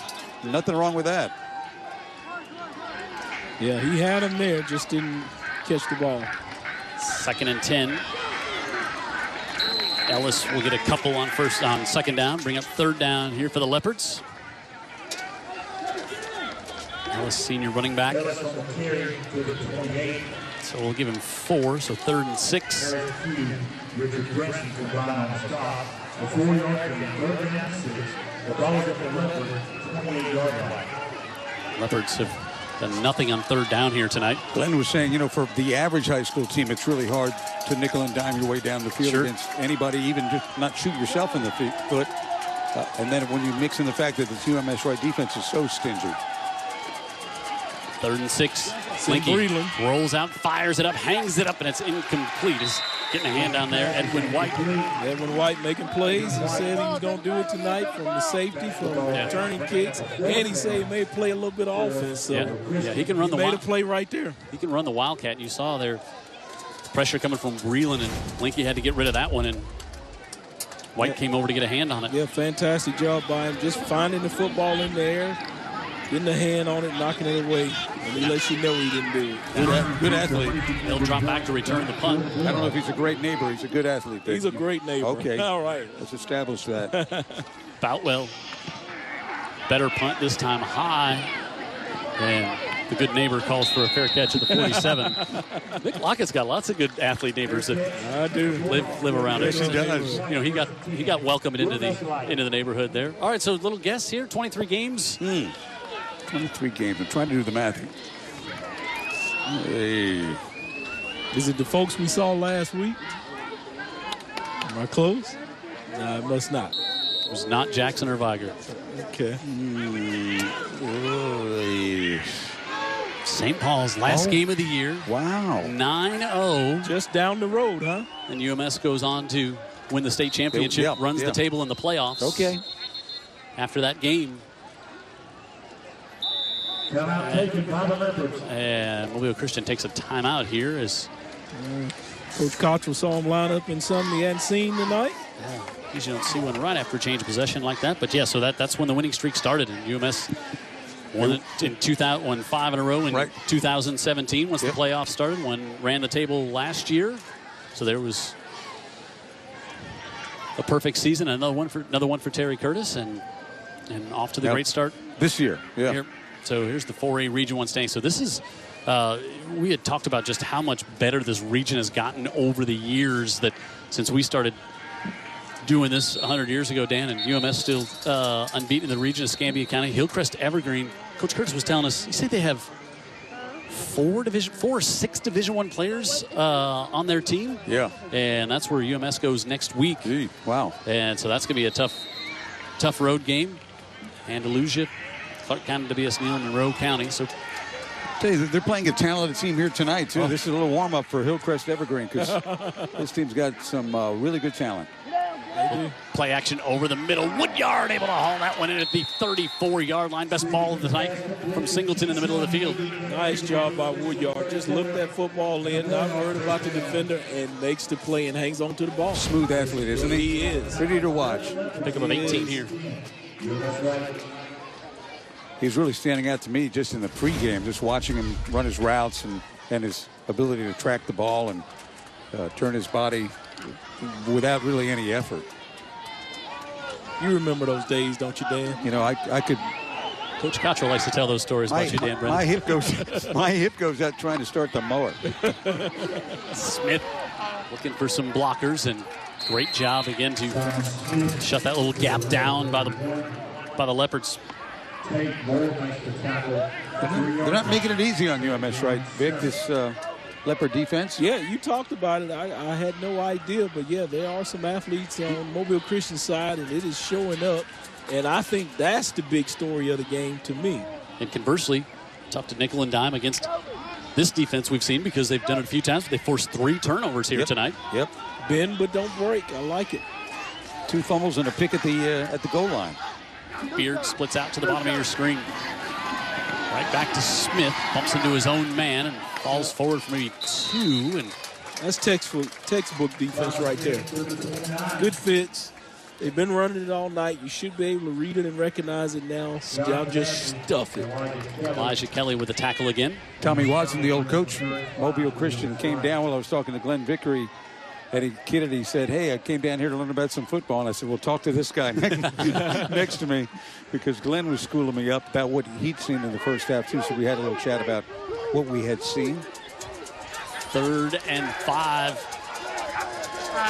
Singleton pulls it down, going to run it himself. He's going to scamper. He's got the first down. He turns the corner inside the 20, and he's still on his feet, but this one's going to come back as he steps out of bounds at the 8.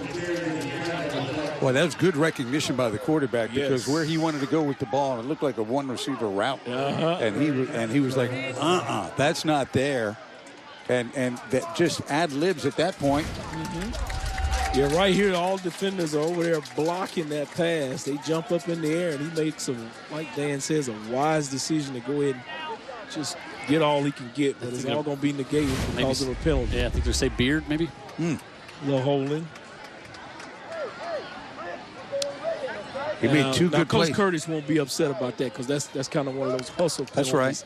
That's right. The play broke down, and somebody's just trying to help out a little too much to a little illegally.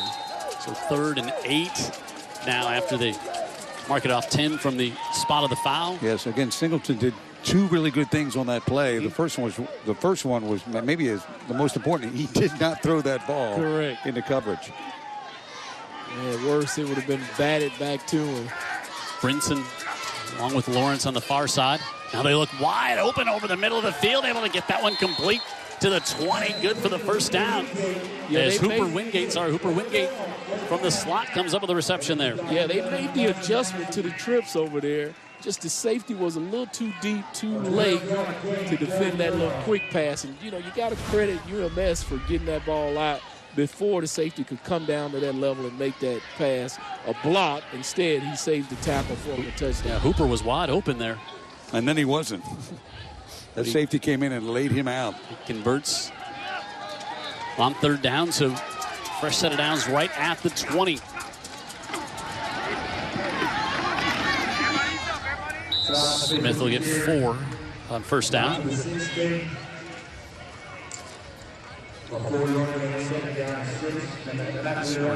Approaching 2 minutes to go here in the third. Beautiful night. We're outside. A southerly breeze. Yeah, really nice. I'd still would rather be inside. These guys are enjoying the outside so much. You got to come out of that booth sometime, Dano. That's right, Vic. And we're out here, and you're the one saying you want to be inside, though, Vic. So correct. Yeah, I want to be inside. When you're in the booth with us, Vic, the booth shrinks. It's like a clown car. 2nd and 6. Smith bangs ahead for a few more. We're going to bring up 3rd and short here for the Bulldogs. How about, think about this, too. Mobile Christian has only had their hands on the ball one drive this half, right? Yep. And that drive started inside their own 1. Not really fair. So they're negating any kind of comeback by the offense. They've struggled offensively, but now you're really going to struggle when you don't even have the football. Yeah, not had it much at all tonight. It's been UMS's offense out on the field for a large part of it, but the 3 takeaways have kept this one 7-0. They go with a little fullback and give, and Price is going to convert. That one come out there at the end as well. That ball popped free. Wow, almost a replay there. Yeah, Price, the fullback, starts on the linebacker on the other side, and they give it to him. And the way the Christian players were reacting, it looked like the safety doesn't come loose here right at the end. Yep. No, it does. Sure did. Look at Smith coming there to foul on it. Very alert by that tailback who saved the day. Remember the old days, the UMS-Wright, they bring their linebackers in on offense when they got down near the goal line. We call it the Sopranos package. Like we see a little bit here. It looks about the same. Smith on the right side. There was just the one mom that didn't appreciate the Polly Walnuts comment, Dan Brennan. That was lots of fun back in those. What's going to happen? That was back in the UMS early playoff run, 01-02, and they won Terry it. Curtis, right? Second year here, wins state championship. Quarter out here. We're gonna make everybody walk all the way down to the other end of the field. So we're through 3 here, Ervin S. Cooper Stadium. UMS on top 7-0. 2nd and goal coming up here on Andy Citron Injury Attorneys Friday Night Rivals, presented by Alabama Power.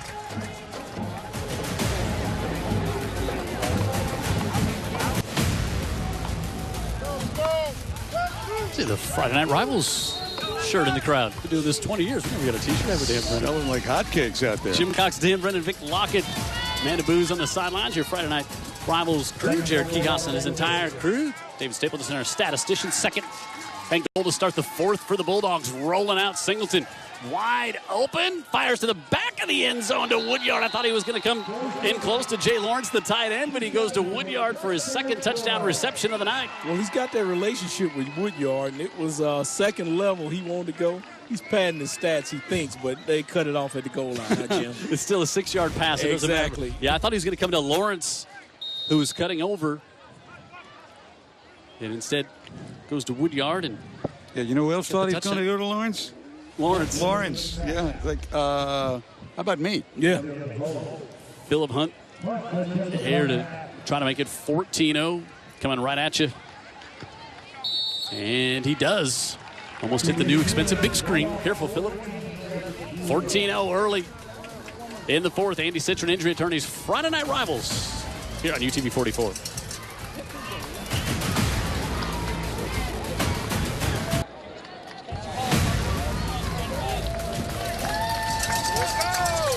First score of the second half, UMS doubles up their lead over Mobile Christian. And now they'll kick Off again. Always love we find out who's watching the game. Chris Haley of Skin Deep Sport Fishing had a great trip. Vic Lockett caught a bunch of big yellowfin tuna. He just texted me a picture. He's having some nice fresh tuna sashimi. Nice. While he watches the game, I'll be cooking some of that on Sunday. You're inviting everybody over, right, Jim? Not a chance, Vic Lockett.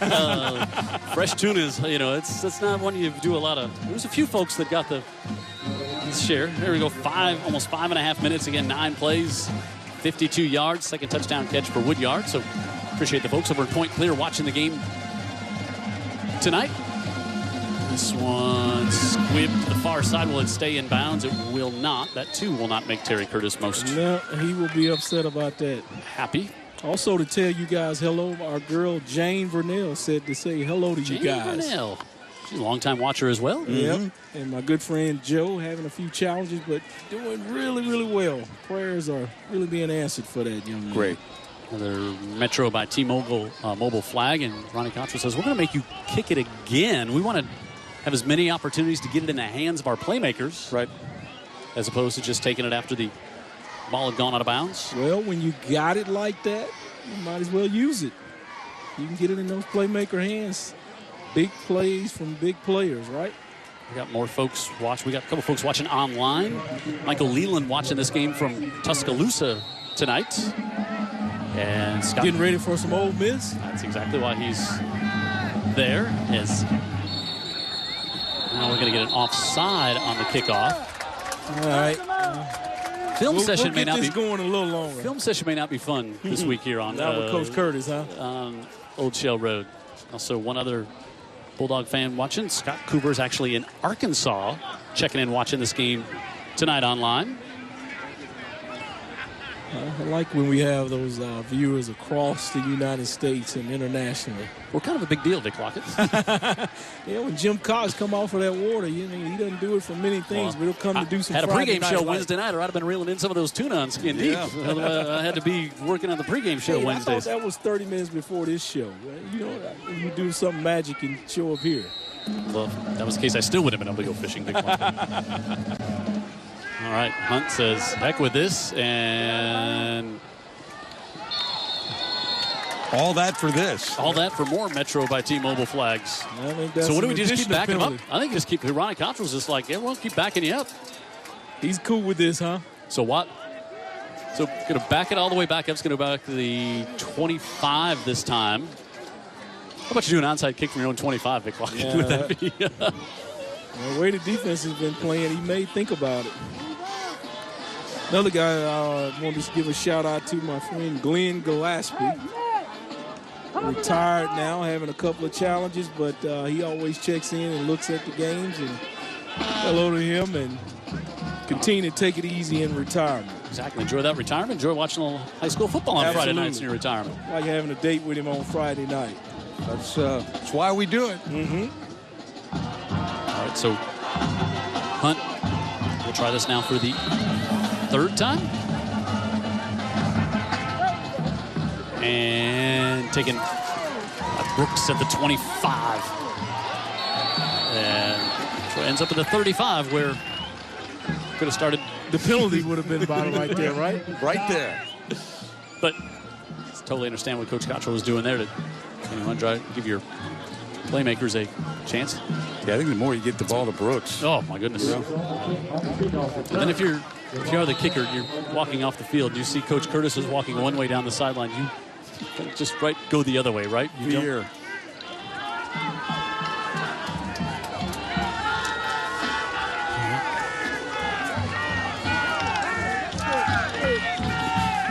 Kason Linke.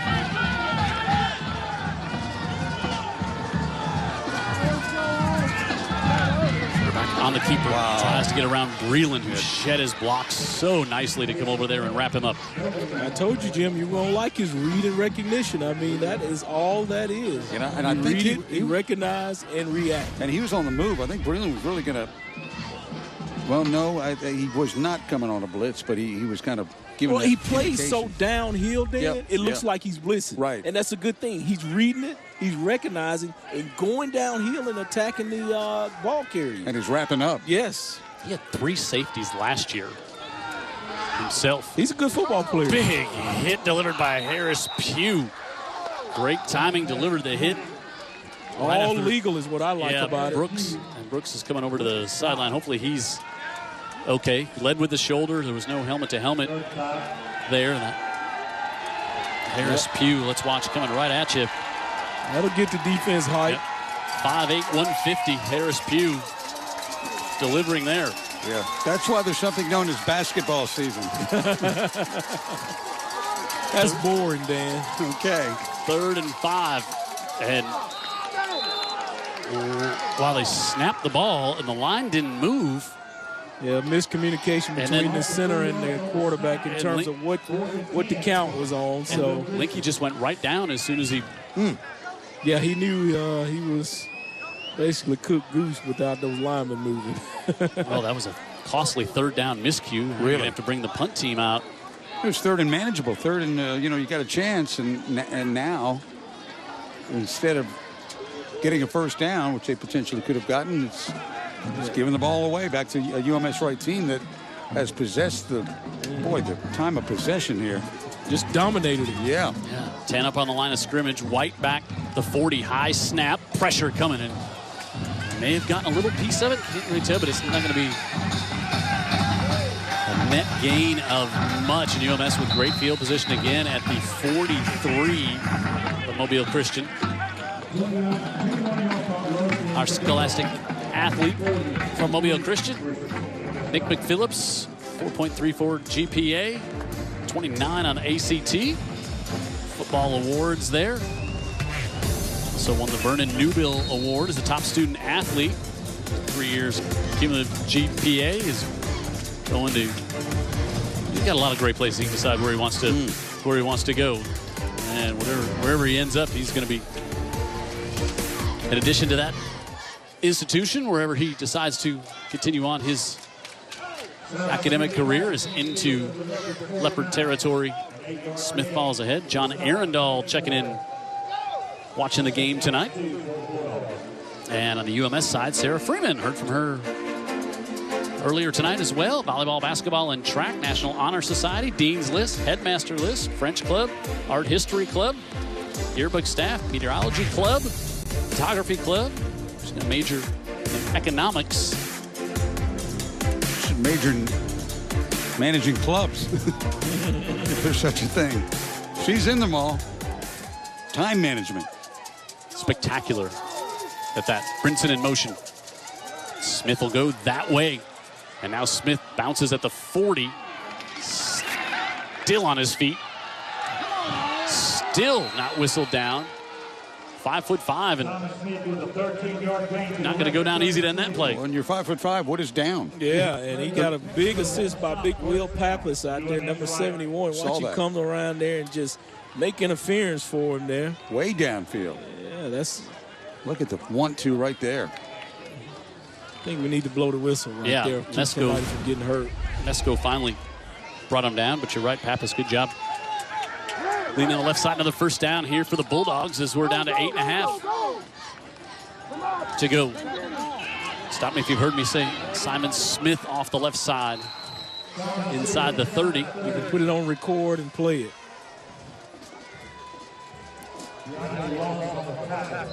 Yeah, they're not going to put the ball in the air. They're going to be very selective at this point with the lead and the now the ability to run this ball. Got a player. Eat some clock, huh, Dano? Yes, they've done it all day. Down for Mobile Christian. Yeah, they started eating clock from the word go, first quarter, right? Right up to the onside kick. Sure. That might be. Well, let's pray this isn't anything serious and this young man's going to be okay. Very respectful by both teams, taking a knee while the injured being attended to. Good sportsmanship, even though we hadn't seen it all game, but it's boiling up to the top now. Pretty warm night, too. Little breeze. Oh, you like being outside, though, Dano? Well, I'm just talking about the players. It's going to be a little tough on them down there. It's a UMS player. UMS-Wright. Yeah. Okay. I think it's Brinson. Yeah. Our pregame show. Yes, he's up there, boy. That would be a loss they could not. That rolled up from behind you. Zone player. Yep. Tell you what, that happens so much, and it's just so devastating. It's amazing it doesn't happen more. Brinson also from what we heard, a really exceptional baseball player, too. So Yep, he's going to go out to Texas and play some ball when he finishes up at UMS. Well-regarded junior college out there that produces a lot of big-time players. So they recognize what kind of a baseball player he is. And I promised him I would sneak in to a game here. Yeah, he said, I'll have some passes ready for you. He actually thought you were going to come all the way out to Texas. He's like, well, that's a long drive, Mr. Dan. And Dan was like, well, I kind of meant I was going to watch you this spring, Eric. I meant Old Shell. Dan doesn't drive. He usually uses that plane. 2nd and 3. And to the 25. Yard line with 3rd and, or as most people pronounce it, 3rd. And short now, they're going to give him the first down. As actually Smith is kind of quietly starting to pile up some impressive yardage. Well, you're giving it to him so much, you know? Well, is that unusual in a coach team? No, it is not, and especially he likes the ground attack. What we used to say on defense, Army.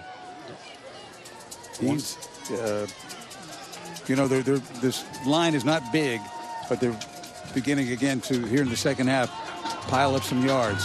So if he can add to his total of 178 now, he will.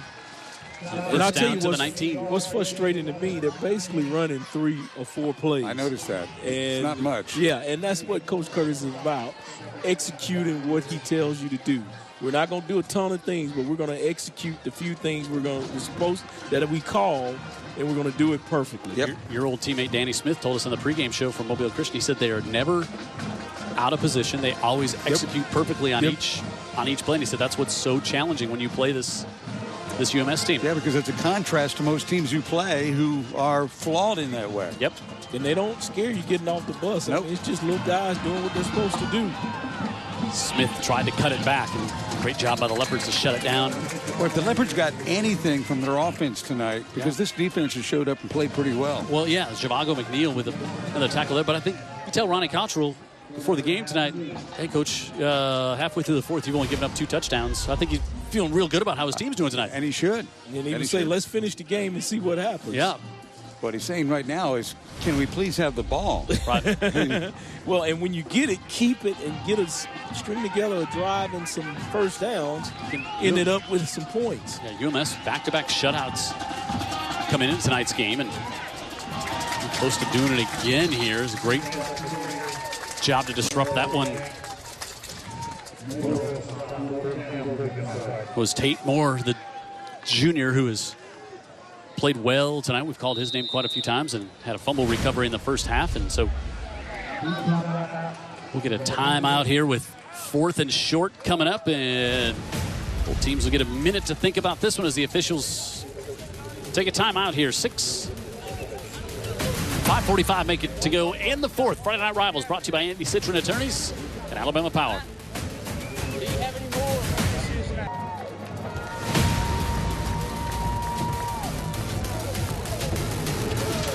5:45 to go. Jim Cox, Dan Brennan, Vic Lockett up here at the booth at Ervin S. Cooper Stadium. Amanda Booz on the sideline. David Sharp, our statistician. Jared Kihas leading his great crew here as he does every Friday night.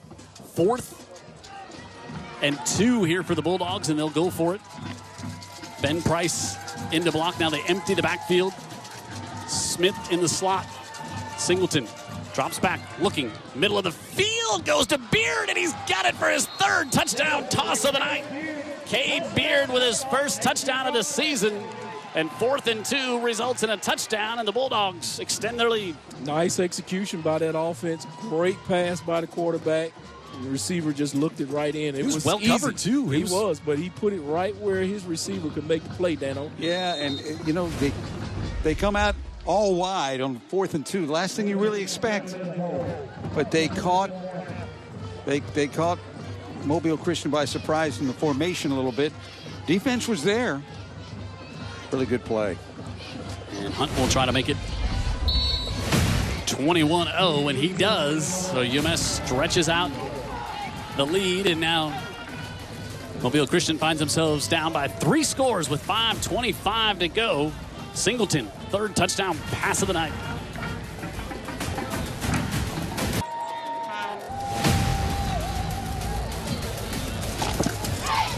As we mentioned before, one of the most beautiful settings for a high school football game you've ever be at here on Old Shell Road. You can see it for free when you roll down Old Shell, you know.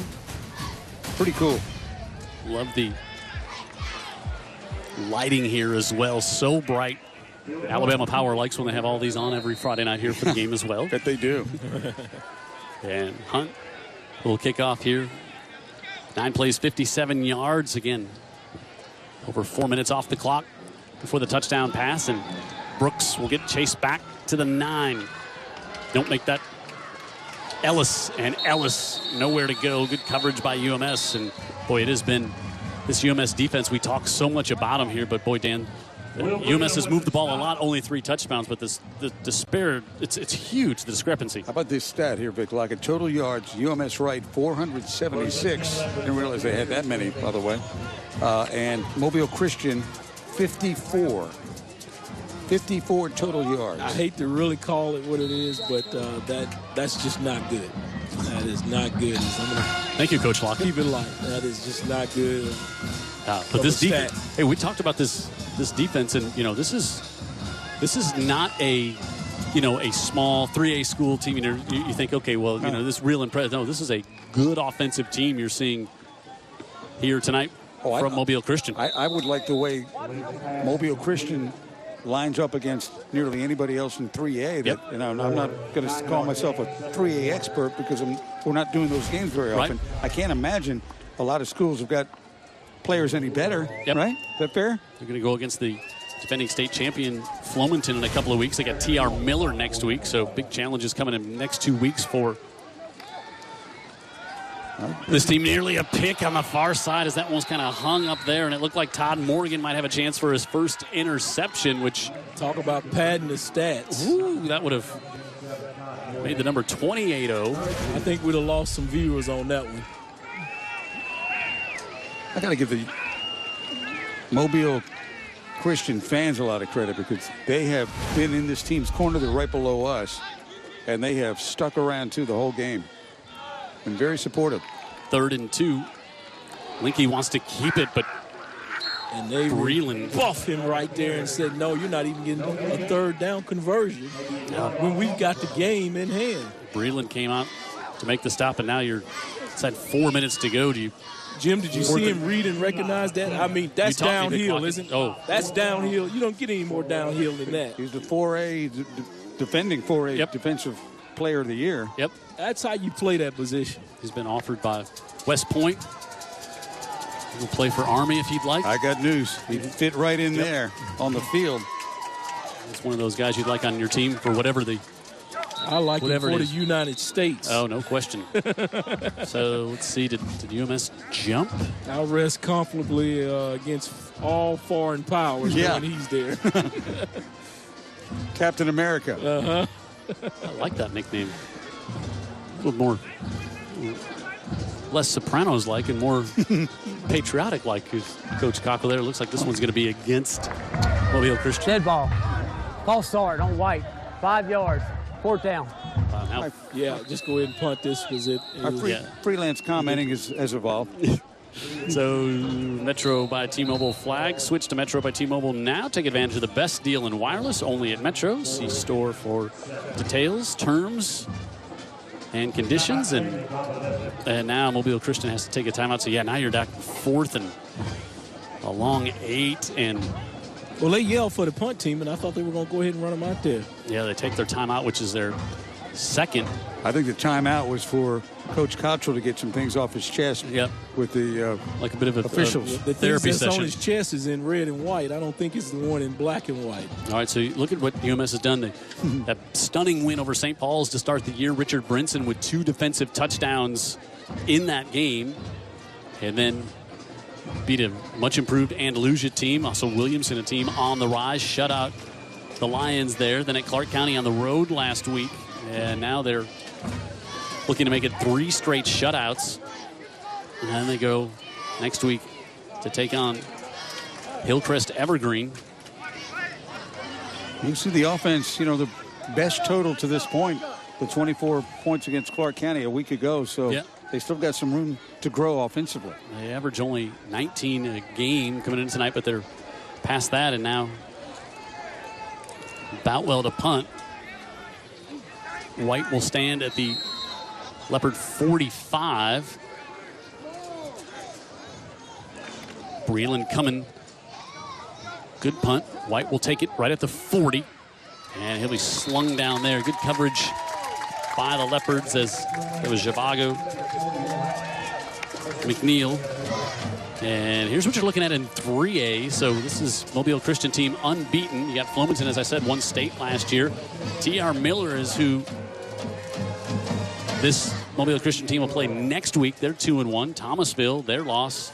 Thomasville's 2-1 in the region, and this Mobile Christian team went up there and won 42-9 last week. And Bayside, Excel, and St. Michael. Hats off to Flomanton winning the state last year, as you were just talking about. That is really, that's just a great accomplishment for that school. Now, see, cut back is tall, sweet. Yeah, Jansen they Graham ran in the first quarter.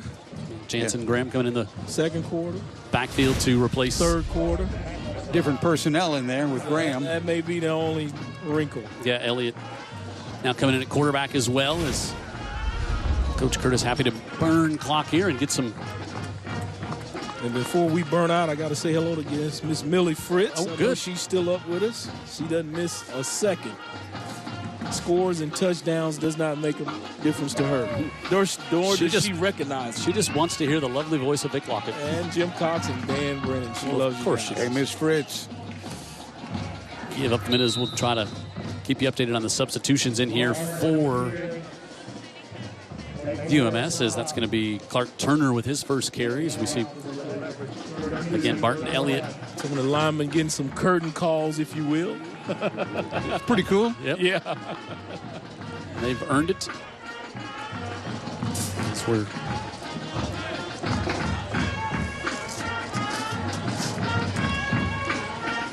approaching down to 2.5 to go, and UMS using the entire play clock. And if they can convert here on 3rd and short, Elliott under center. Pitches it back off to Graham, and Graham tried to get to the corner, and he's still going up against the #1 defense over there. And that's not good on good out there now. This is Zhivago McNeil, who's really played well here tonight for. It's young on mad. Yeah, that's a good description. Zhivago right there is like, man, good I'll take description it out on, right there. Take it out on this kid. And he's probably an 8th grader over here in the system at UMS, right? He's a youngster. So 4th and 5. Call it 4th and 6 officially here after the big loss there on 3rd and short. And will they run a play or just take a penalty? I think maybe he'll take a timeout here and.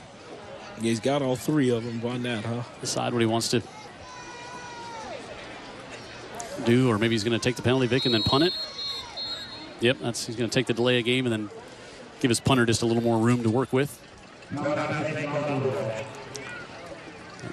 So they did take the timeout. The back judge had thrown the flag in the air, but instead the timeout taken. It was nice to be back here at Cooper Stadium. Yes. It's been a while. And UMS-Wright did not disappoint, especially on the defensive side of the ball. And I know we have a lot of UMS fans, and sometimes we get asked, why, especially over the years, we didn't see them as much. You get part of, a little bit of victim of their own success. They were so dominant in the region that they were just in a lot of blowout games, and some teams that maybe not a huge viewership interest down.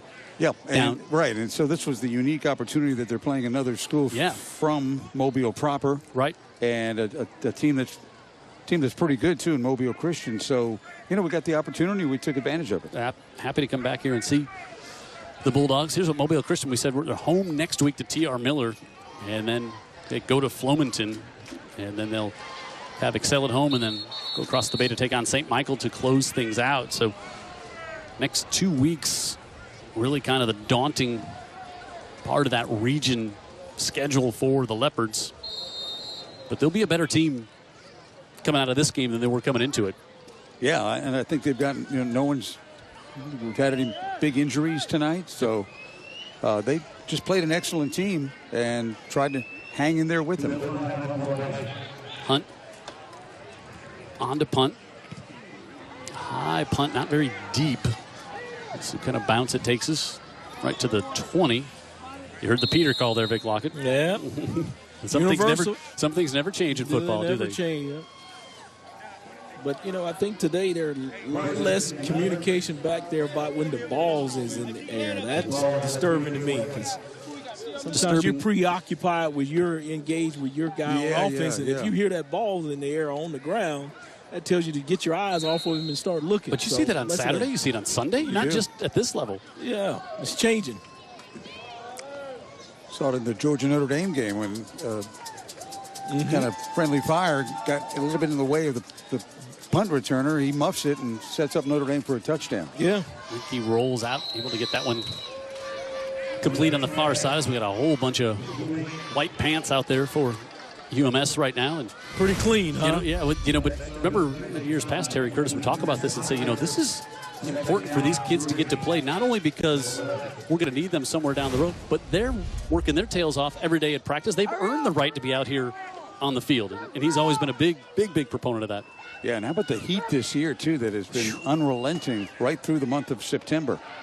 If it just stays like this till about I'm afraid May, it's going to go to October. Good. Limke, middle of the field, fires this one up, and it's going to be picked off at the 39-yard line. And the defense makes a late statement to how about the freshman? Close it out. Cole Blaylock, a freshman, comes up with the interception.